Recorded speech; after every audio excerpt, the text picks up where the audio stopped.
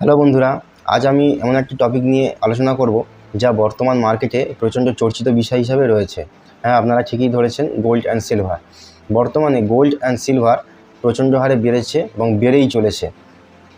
তো আমার বহু ইনভেস্টরদের এটা নিয়ে কল আসছে যে এখন গোল্ড অ্যান্ড সিলভারে ইনভেস্ট করব, কীভাবে করব, এর জন্য কোনো আলাদা কোনো ফান্ড আছে কি না, কখন করলে ভালো হবে, এবং যেভাবে 2025 সালে গোল্ড রিটার্ন দিয়েছে 26, 27, 28-এ এমন রিটার্ন দেবে কি না, এইসব নিয়ে। এছাড়াও থাকবে গোল্ড অ্যান্ড সিলভার কেন এতটা বাড়লো, আগামী দিনগুলোতে কি হতে পারে, এসব নিয়ে আমার রিসার্চ রিপোর্ট এবং অ্যানালাইসিস, আমি কিভাবে দেখছি গোল্ড অ্যান্ড সিলভারকে, আগামী দিনে কি হতে পারে, এই সমস্ত বিষয় নিয়ে আজকের ভিডিও থাকবে। ভিডিওটি শেষ পর্যন্ত দেখতে থাকুন। এটা ডেটা ড্রিভেন ভিডিও হবে, সম্পূর্ণ ডেটার উপরে থাকবে। তো আসুন গোল্ড এবং সিলভারের চার্টে নিয়ে যাই। 100 বছরের গোল্ড এবং সিলভারের চার্ট কী বলছে। এবং গোল্ড প্রাইস এক মাসে 15% বেড়েছে এবং এক বছরে 64% বেড়েছে। সিমিলারলি সিলভারও এক বছরে 70 থেকে 71% বেড়েছে। তো প্রথমেই বলি, গোল্ড অ্যান্ড সিলভার বাড়ার মূলত তিনটে কারণ আমি দেখতে পাচ্ছি।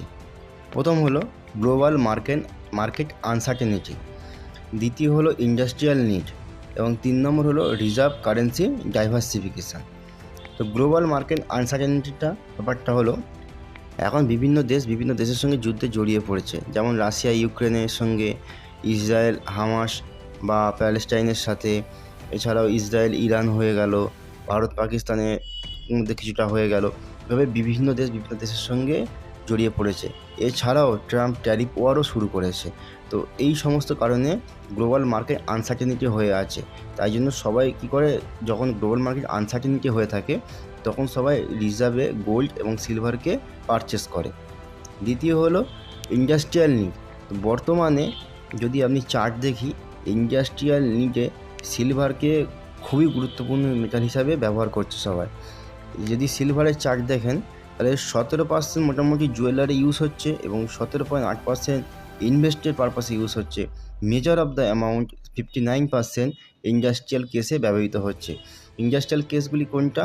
যেমন ইলেকট্রিসিটির জন্য ব্যবহার করা হচ্ছে, সোলার প্যানেলের জন্য ব্যবহার করা হচ্ছে, মেডিকেল অ্যাপ্লায়েন্সেস, অটোমোবাইল ইন্ডাস্ট্রি বা আপনারা ইভি বলতে পারেন, যেগুলো নতুন জেনারেশন তৈরি হচ্ছে, এইসবে সিলভার খুব ইউজ হচ্ছে।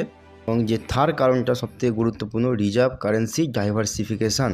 সো বর্তমানে প্রায় সব দেশগুলি ডলারকে রিজার্ভ কারেন্সি হিসাবে ইউজ করে, কারণ বেশিরভাগ ট্রেড ডলারে হয়। সো এই ডলারের ডিপেন্ডেন্সিটা শেষ করার জন্য ব্রিক্স দেশগুলি নতুন কারেন্সি আনার চেষ্টা করছে, যার পরিমাপ বেশিরভাগটি গোল্ড